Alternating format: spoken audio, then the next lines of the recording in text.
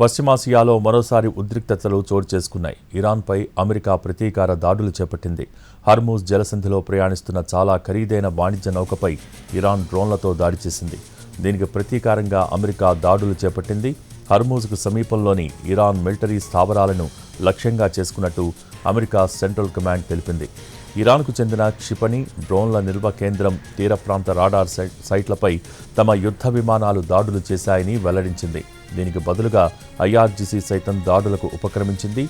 Gulf ప్రాంతంలోని America స్థావరాలను లక్ష్యంగా చేసుకుంది.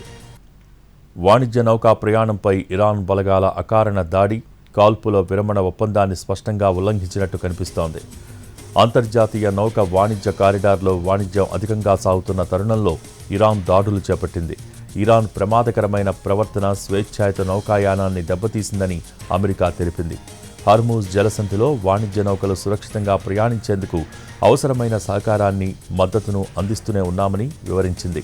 ఇరాన్తో కుదిరిన ఒప్పందంలోని అన్ని అంశాలు అమలయ్యేందుకు అమెరికా బలగాలు అప్రమత్తంగా ఉన్నట్టు వెల్లడించింది. ఇరాన్పై ప్రతీకార దాడికి ముందు అమెరికా అధ్యక్షుడు ట్రంప్ స్పందించారు. హర్మూజ్లో ప్రయాణిస్తున్న వాణిజ్య నౌకలపై దాడి చేయటం తెలివి తక్కువ పనేనని విమర్శించారు. కాల్పుల విరమణ ఒప్పందాన్ని ఉల్లంఘించడమేనని పేర్కొన్నారు. దీనికి అమెరికా బదులు తీర్చుకుంటుందని వెల్లడించారు. ట్రంప్ ప్రకటన వెలువడ్డ అనంతరం అమెరికా యుద్ధ విమానాలతో దాడులకు దిగింది. దీంతో మరోసారి ఉద్రిక్త పరిస్థితులు చోటు చేసుకున్నాయి.